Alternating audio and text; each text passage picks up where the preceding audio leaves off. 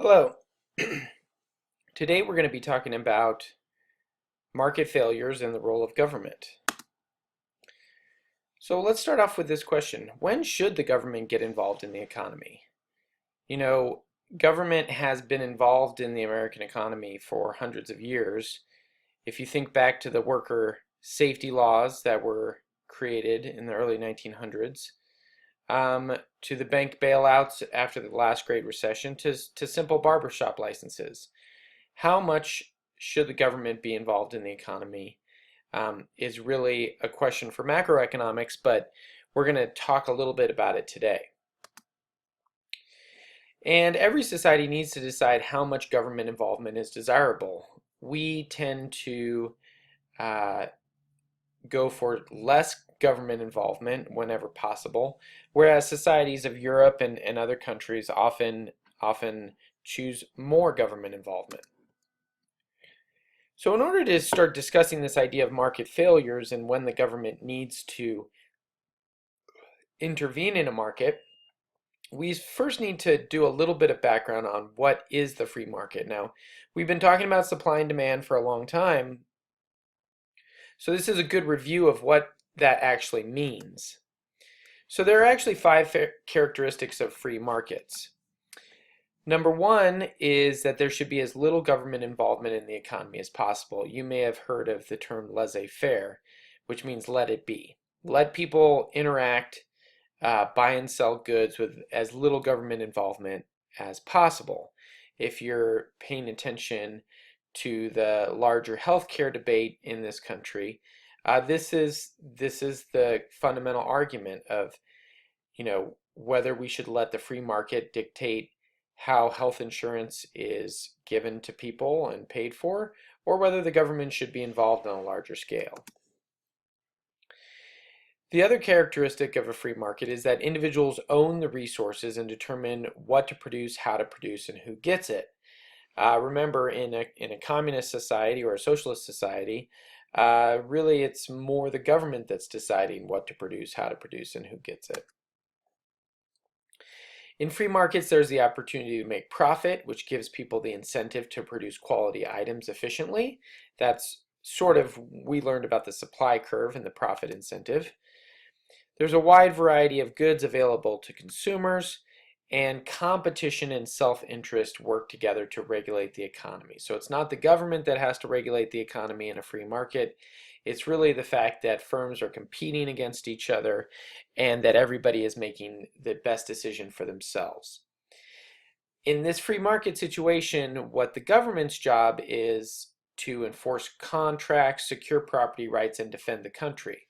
So there is always a role for government, but in a free market capitalist economy, that role should be as small as possible, mostly providing the legal apparatus to enforce contracts, make sure people's private property is not being taken away from them, etc. So here are some examples of the invisible hand that Adam Smith talked about and the free market working. So if a society wants computers and people are willing to pay high prices, then businesses will have the incentive to start making computers to earn profit.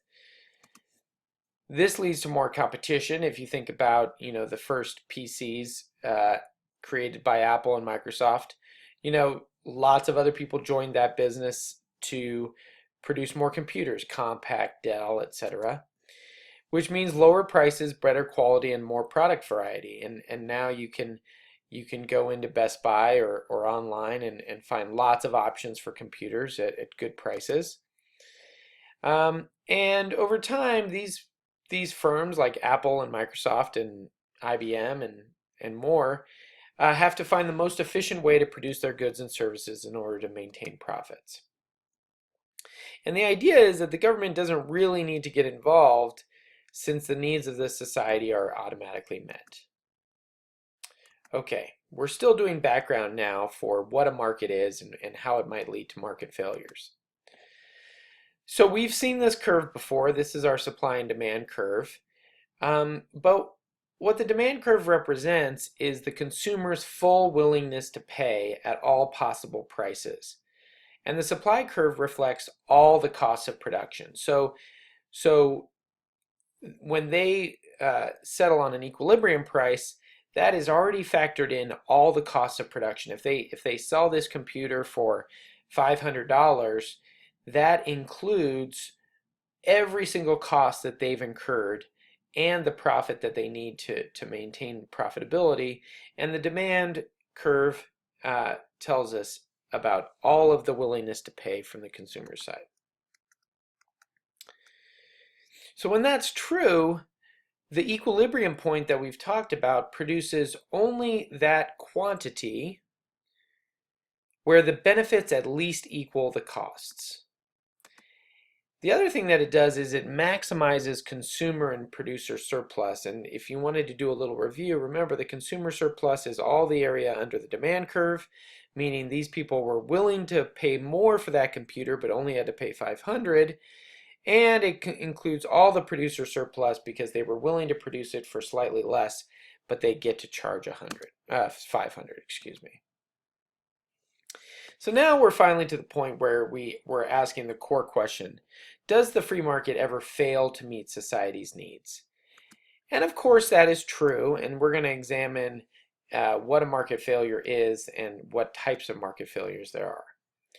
So any situation in which the free market system fails to satisfy society's wants, when the invisible hand doesn't work, when competition and does not bring down the price of something, when all the costs of production are not factored in, or when all the benefits are not factored in. When the private market does not efficiently bring about the allocation of resources. So what is the result? Well, in those situations, the government must step in to satisfy society's wants. So how does the free market fail? So there's really 4 market failures that we're going to be discussing. One is something called public goods, which we're going to be talking about in detail in this presentation. The second is something called externalities, which will be in a different presentation later in the soft chalk. The third is monopolies, which we've already discussed, but we will just touch on it again. And the fourth is the unfair distribution of income, which sometimes we call income inequality, which was a big issue in this last presidential election. In each of the above situations, the government must step in to allocate resources efficiently. So let's focus for a moment on the first market failure, which is public goods. And the reason that we have these pictures up here is because they represent public goods. So this might be conceived as the national park system, national defense, and our interstate highway system. Or, a public hospital using Medicaid and Medicare. Public education, and obviously firefighters. So if there were no government, how would schools, parks, and freeways be different? Would there be enough to meet our needs? So think about that. If there was no government creating parks, Bend and Central Oregon has a ton of wonderful parks that everyone can use for free. But if there was no government, how would those parks be different? Would there be more parks or less parks? What would be required of you? Would they be clean? You got to ask yourself those questions. Now take a moment and go ahead and play the video that's underneath this video in the soft chalk, and you'll get a sense of why it is that certain things are public goods. It's a funny video. So why must the government provide public goods and services? It is impractical for the free market to provide these goods because there's little opportunity to earn profit. This is due to something called the free rider problem, which is free riders are individuals that benefit without paying. So take a look at this picture.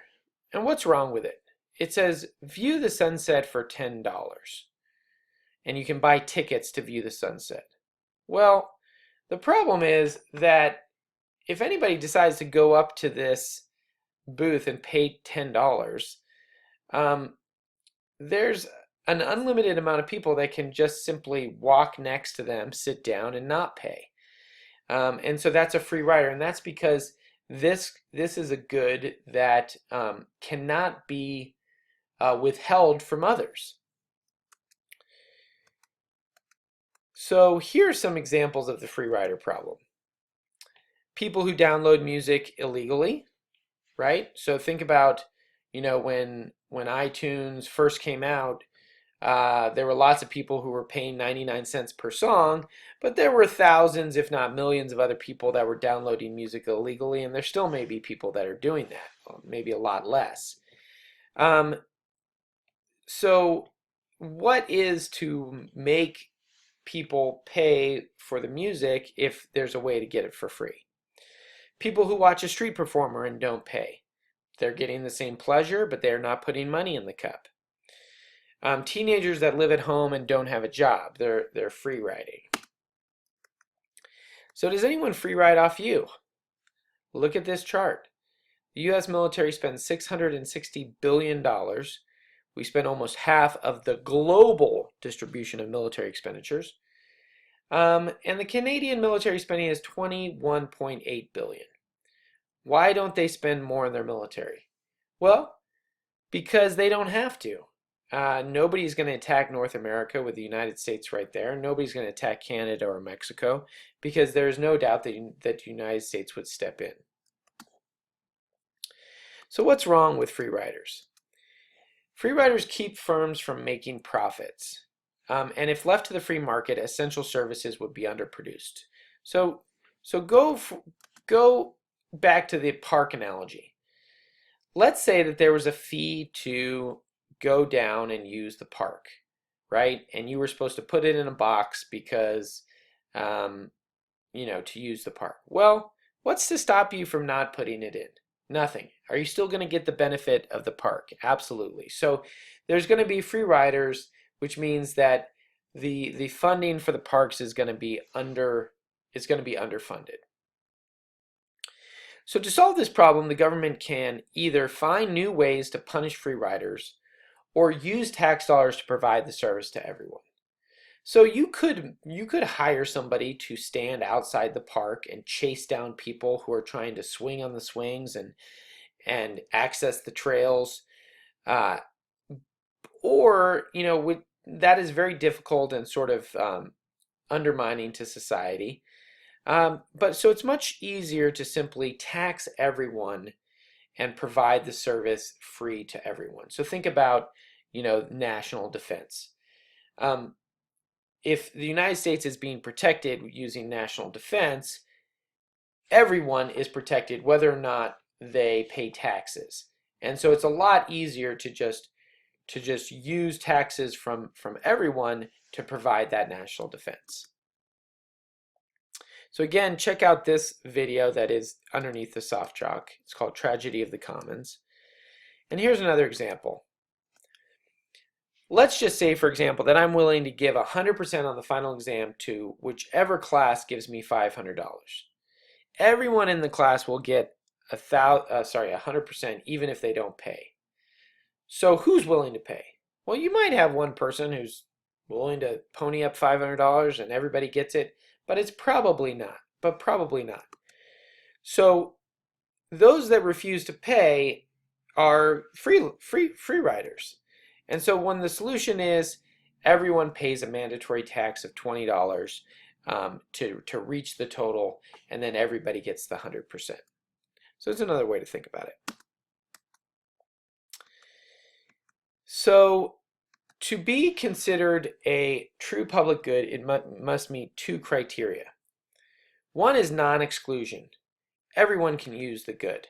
You cannot exclude people from enjoying the benefits even if they don't pay. So the perfect example of that is the sunset, a park, the national defense is a great example. And the second is shared consumption, meaning if one person consumes the good, it does not reduce the usefulness to others. So just because I'm protected from with national defense doesn't mean you're not going to be protected as well.